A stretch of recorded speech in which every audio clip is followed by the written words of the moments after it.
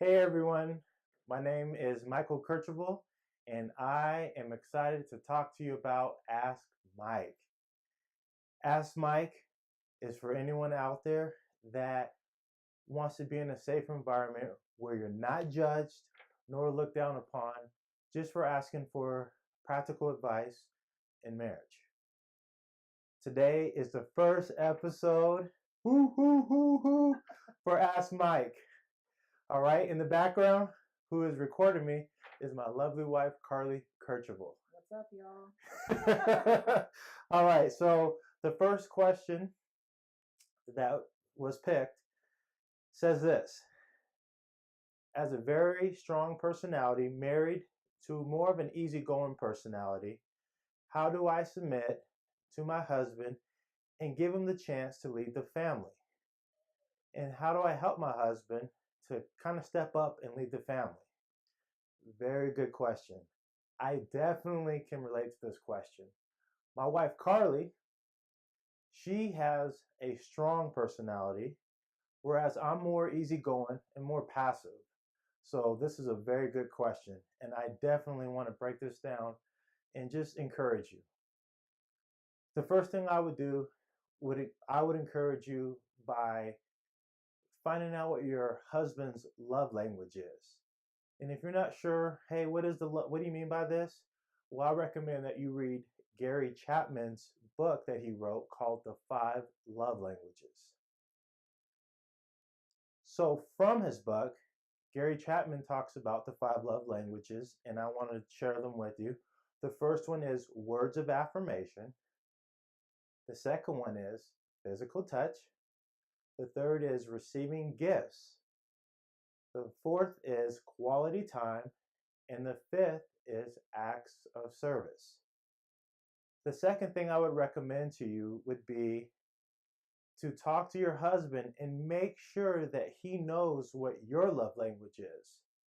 Now, I have a really quick story for you. Carly and I, when we first got married, let me say this first. My love language is acts of service. So I always like doing things. I love doing things for, of course, my wife. So here I was, a few years into our marriage, not right away because I was lazy, but a few years into our marriage, I would eventually start helping out washing dishes, cleaning the bathroom, trying to fold clothes. I would just flop the pants over and she would show me and I'd be like, okay, I got it. And I just flop it over again. And to be honest with you, I'm still trying to get it right to this day. But here I was helping out, doing these things around the house, and I didn't understand why Carly did not, I guess, receive it in the way that I thought she should. Because my love language is acts of service. So I thought because my love language was acts of service, that she would receive it the way that I receive things, my love language, acts of service. But guess how I found out that her love language was never acts of service? We had to read the book from Gary Chapman, The Five Love Languages. I'm like, man, I didn't even know about this stuff. And once we sat down, we read it, we discussed it, we talked about it, I found out that Carly's love language is physical touch, way different from acts of service. So it's very important that you make sure that your husband knows your love language and that he knows and that you know his love language. Very important.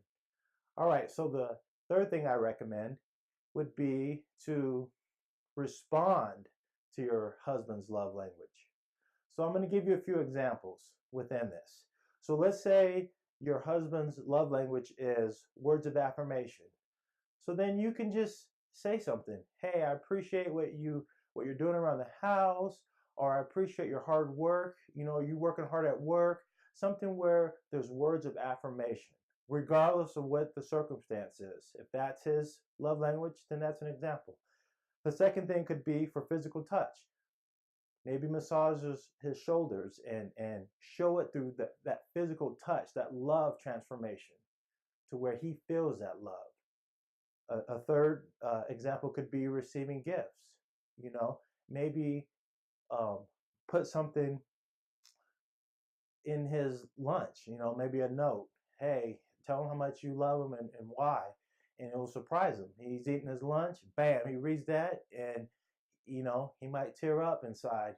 Notice I said inside. Because he's at work, you know what I mean? And then the next thing would be, quality time. Maybe do something where you make a dinner reservation at his favorite restaurant and just surprise him. The fifth one is acts of service. Maybe do something, take initiative and do something for him that he normally does. I know for me, one of the things is taking out the trash. Or you know, maybe you take an initiative to take out the trash so you have that extra time to spend time so he doesn't have to think about that and you guys can focus on your relationship.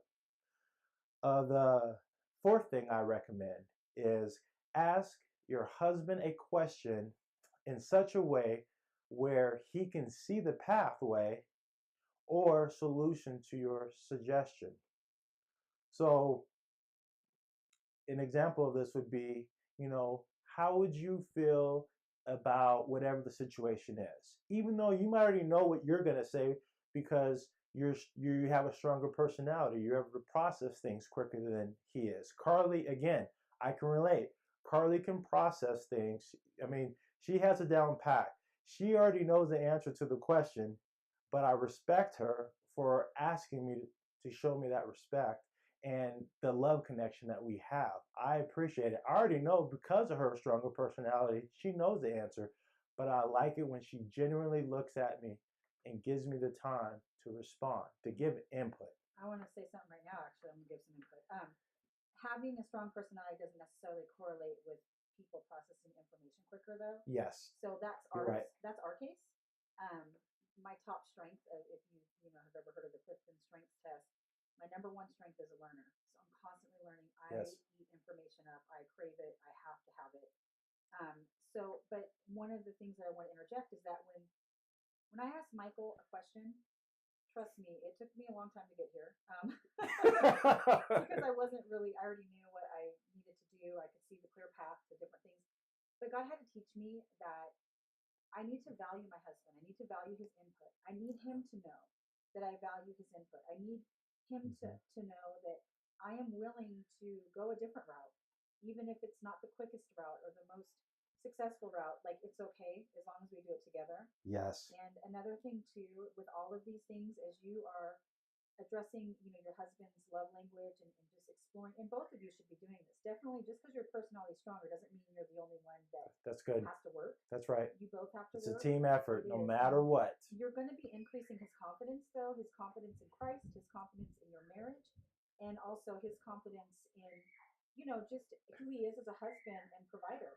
Our boys are going to look. They're silly down there. Yeah, that's just it's life. But anyway, so that's an important part of understanding with a dominant personality. We have to learn how to control our need at times to, speak or have, control of a situation.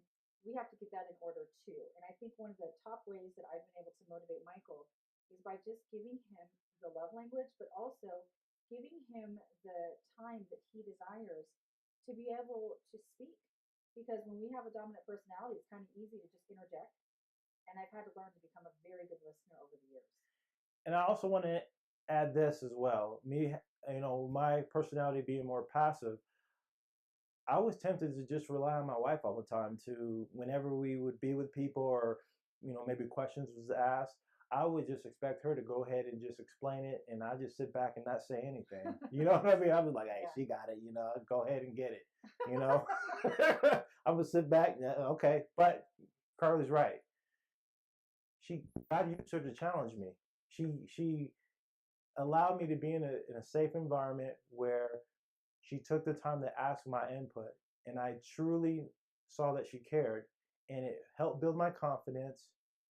And at the same time, it challenged me to speak up. It's okay to be passive, but it's okay to also speak up too, so where people know where you're coming from. Because a lot of my thoughts were in here, but that's what the team works for. So I just want to just thank you guys.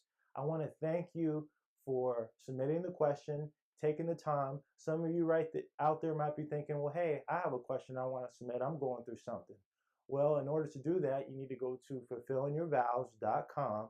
You need to click on hashtag Ask Mike and follow the instructions given to you. It's in the menu bar. It's in the menu bar. Thank you. But with that said, we want to thank you and we will see you next time. Bye bye.